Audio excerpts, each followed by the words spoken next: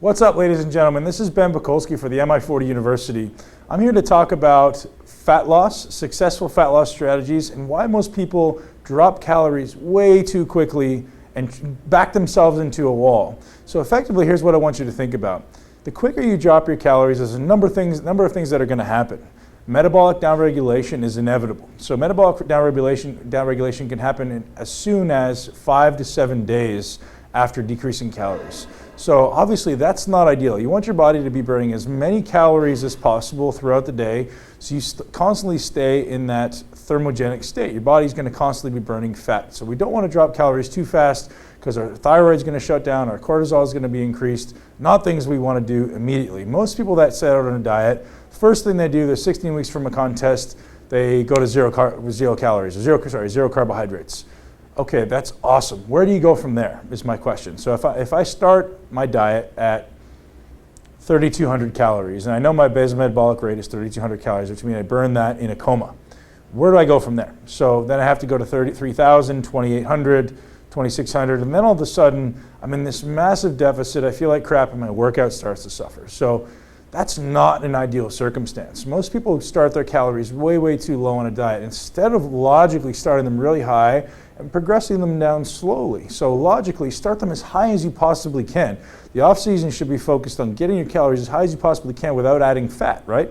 So ideally, we want to obviously cycle our carbohydrates based on our output.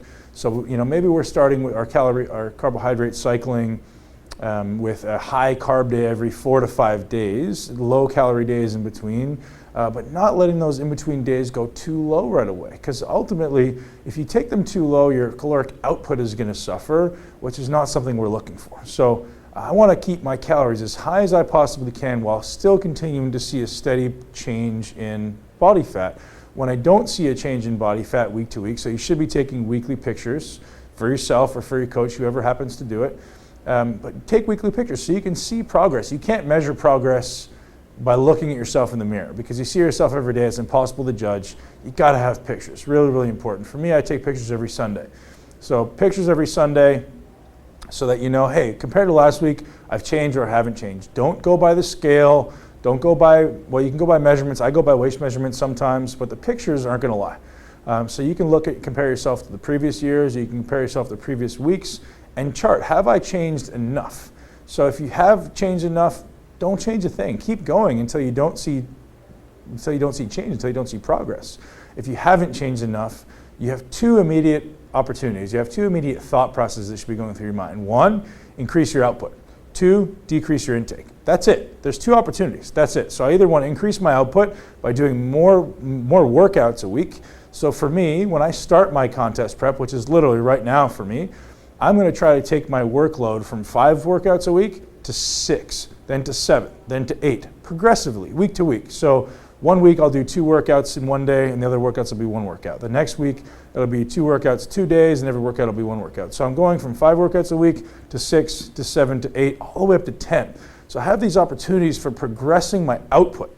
I'm doing more work, which means what? I'm going to be burning more calories. I'm going to be building more muscle. If you put your calories too low, your opportunity to build muscle becomes 0. Your body's priority is no longer building muscle. It's sparing calories. Your body doesn't want to be breaking down any calories, so you have metabolic shutdown very quickly. So I suggest you, 1, take weekly progress. 2, at the beginning, make sure you have an end result. So if you want to lose, for me, it's about 20 to 25 pounds of body fat. I give myself 12 weeks. 12 to 14 weeks. I know if I lose 2 pounds a week, I'm on track. So if I'm checking my pictures, I'm checking my body fat measurements every week, I know, hey, I have to lose about 2 pounds a week and I'm right on track. So having measurable goals is very important. So if I haven't changed my 2 pounds that week, well, guess what? I better make sure I make a slight adjustment to either my output or my intake. That's really simple, right? So most people get to doing really low calories and high amounts of cardio right away. Well, guess what? If you're doing 2 hours of cardio right away and you're not eating a lot of calories, what opportunity do you have for change?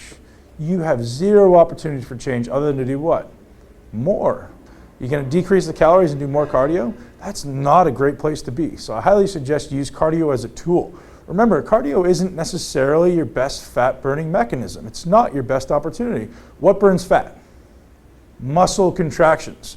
Muscle contractions cause your heart rate to go up and your body to metabolize more fat. So is cardio your best opportunity for high intensity or even low intensity muscular contraction? No, it's not. Weight training is. So I highly suggest you at least realize what tools and opportunities you have for progression. Think about it. Be logical. Not everyone has the ability to be logical. If you don't, hire a coach who hopefully has the ability to be logical. Losing fat is not rocket science, it's progression.